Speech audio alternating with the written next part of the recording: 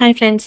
శక్కరపార చేసుకునేటప్పుడు కొన్ని టిప్స్ పాటించి చేస్తే మనం సేమ్ ఫస్ట్ టైమ్ ట్రై చేసినా కానీ అచ్చం స్వీట్ షాప్ స్టైల్‌లో టేస్ట్ మాత్రం పర్ఫెక్ట్‌గా వస్తుందండి. దాంట్లో మెయిన్ టిప్స్ మీతో షేర్ చేస్తున్నామని ఈ చిన్న షార్ట్. మనం మైదా పిండి కానీ, గోధుమ పిండి కానీ వేసుకునేటప్పుడు దాంట్లోకి సుజీ రవ్వ యాడ్ చేసుకుంటాం కదా! ఆ సుజీ రవ్వ అనేది మరీ ఎక్కువ లావుగా ఉండకూడదు. ఇది ఫస్ట్ టిప్. నెక్స్ట్ టిప్ వచ్చి దీంట్లో స్వీట్‌నెస్ కోసం షుగర్ వేసుకుంటాం కదా! షుగర్ అన్నది బాగా మెత్తగా పౌడర్‌లా చేసుకోవాలండి. డైరెక్ట్‌గా వేసుకోకూడదు. నెక్స్ట్ ఇందులోకి సాల్ట్ అలాగే డాల్డా కూడా వేసుకున్న తర్వాత ఇలా చేత్తో ఫస్ట్ వాటర్ వేయకుండా ముందు రబ్ చేసుకుంటూ బాగా కలుపుకోవాలండి. ఇలా కలుపుకునే దాంట్లోనే ఫస్ట్ మెయిన్ టేస్ట్ అంతా డిపెండ్ అయ్యి ఉంటుంది. ఇలా ముద్దలాగా వచ్చేంత వరకు కలుపుకోవాలి. నెక్స్ట్ మనం చపాతీ చేసుకునేటప్పుడు ఒక 1 అవర్, 2 అవర్స్ నానబెట్టుకుంటాం కదా! అలా నానబెట్టుకోవాల్సిన పని లేదండి. కొంచెం పిండి అన్నది వాటర్ తక్కువ వేసి గట్టిగా కలుపుకోవాలి. షుగర్ వేసాం కాబట్టి కొంచెం తర్వాత కొంచెం జిగురుగా ఉంటుంది. ఇలా మనం దీంట్లో చపాతీలాగా చేసుకునేటప్పుడు పొడి పిండి అన్నది యూజ్ చేయం కాబట్టి ఇలా చపాతీ కర్రకి నూనె కానీ, ఆయిల్ కానీ అప్లై చేసుకోవాలి. నెయ్యి కానీ అప్లై చేసుకోవచ్చు. ఇలా మనం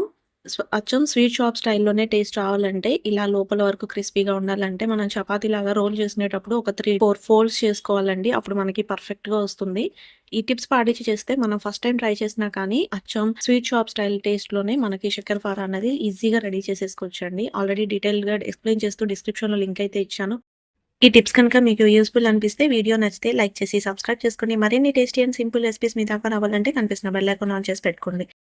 ఇంకొక మంచి tasty and simple recipe with టిప్స్‌తో సహా మళ్ళీ కలుసుకుందాం. Until then bye bye. Thanks for watching.